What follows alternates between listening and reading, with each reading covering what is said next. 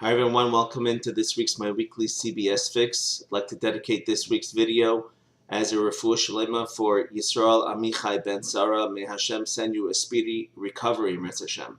In this week's Parsha, Parshas Vayeshev, the pasuk says, Vayeshev Yaakov be'eretz migurei aviv, that Yaakov wanted to settle in the land where his father lived, in the land of Canaan. And Rashi quotes for us the famous medrash that Bikesh Yaakov Leshev B'Shalva, Yaakov finally wanted to rest in tranquility, as it were. And Hashem says, it's not enough that you're going to get reward in the world to come. You also want tranquility now in this world. And we have to study what exactly does Hashem mean in denying Yaakov's want to have Shalva, to have tranquility. After all, Yaakov has been suffering for the last number of years with his father-in-law Lavan, with his brother Esav. Yeah, he wants to just settle down. Second of all, it's not this that all righteous people never have had smooth sailing in their lives. You can be righteous and have a good life. So what was wrong with Yaakov wanting to settle? And third of all, we can even ask that the main reason that he wants to have tranquility is so that he can continue to learn Torah, he can come closer to Hashem. His whole point of being tranquil is that he can come closer to Hashem. So what does Hashem mean that you're getting in the world to come? You also want to have this world. I think it's very important for us to study. So to share an idea with you in the name of the Brisker Rav, the name of the rabbi from Brisk, he said as follows, that when one learns Torah because he has the ability to do so and the time to do so and the peace of mind to do so, his reward for that Torah learning is certainly immense, but it's not nearly the amount of reward as somebody who doesn't have time, someone who is troubled, somebody who is anguished, somebody who maybe even be in pain, and that person chooses to learn Torah and find time to study Torah anyway. That type of Torah learning is what's more precious to Hashem. And Hashem was trying to squeeze that out of Yaakov. And he's trying to say that your future, your Olam Haba, is dependent on your having some type of anguish. And I know you're going to set aside time to learn anyway. And that's what Hashem was telling this righteous saint that Yaakov was. And so therefore he was telling him, use this opportunity. As a matter of fact, there's a Mishnah in Ethics of Our Fathers that says, well, a person should never say, a person should never say, you know what, I'm going to study Torah when I have time to learn Torah. A person should never say that. Now, the simple meaning he should never say that is because maybe he's never going to have time to say it. Maybe he's never going to have time to actually sit and learn, and therefore he'll know nothing.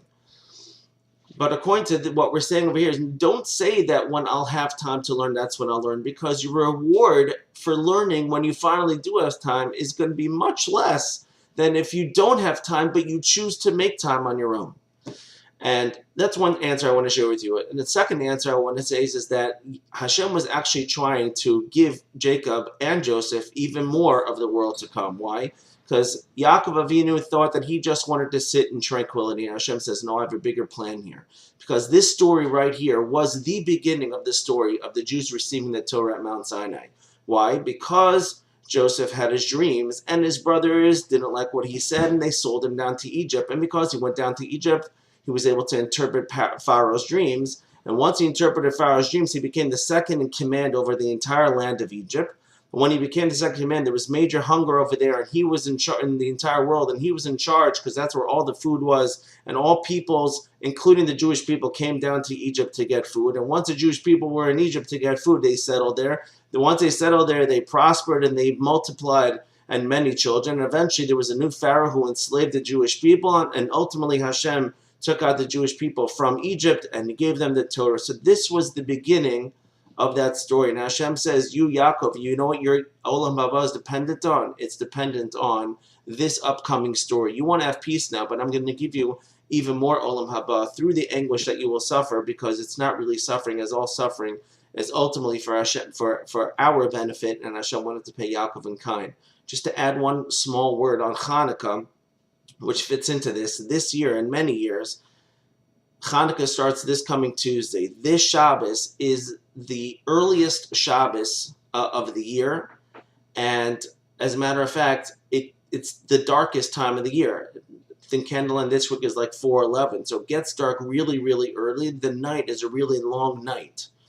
And it's specifically when it's really, really long that is when Hashem wants us to light the Hanukkah candle. The Hanukkah candle reminds us that we have to add a light into the darkness, and we have that responsibility. And again, the light is even more appreciative according to how much darkness there is. And so therefore it's the same theme as a person's Torah, which is a light, will only shine forth even more if a person finds themselves in moments of trouble, in moments of darkness, and then they choose to learn Torah anyway.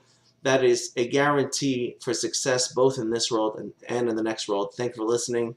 Have a good Shabbos.